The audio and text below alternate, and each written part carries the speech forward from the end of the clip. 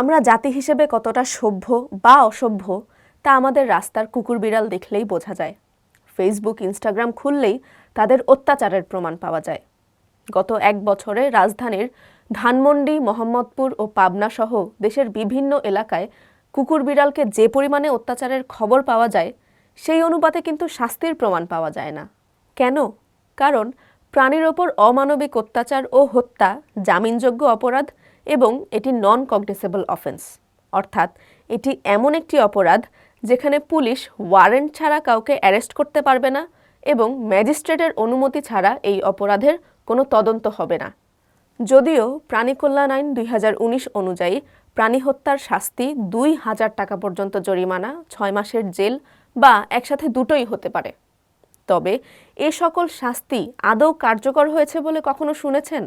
রাস্তার কুকুর বিড়াল হয়তো আপনার কাছে একটু খাবারের সন্ধানেই আসে, কিন্তু আমরা এমন জাতি, এই অসহায় অবলা প্রাণীদেরকে লাঠি দিয়ে পেটানো, বস্তায় ভরে পুকুরে ফেলে দেওয়া, গরম পানি ছুঁড়ে মারা, এমনকি বিষ খাওয়ানোর মতো নৃশংসতাও করে থাকি।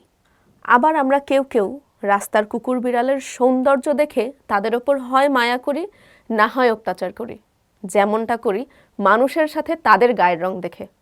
আসলে আমরা সভ্য হব কবে? হ্যাঁ, এলাকায় অনেক সময় কুকুর বিড়ালের উৎপাত বেড়ে যায়, সে তো আমাদের মানুষেরও বেড়ে যায়।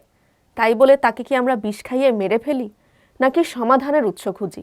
ঢাকা সিটি কর্পোরেশন অনুযায়ী স্ট্রে অ্যানিমেলকে স্থানান্তরিত করা বা ইচ্ছামৃত্যুর আদেশ দেওয়া রয়েছে।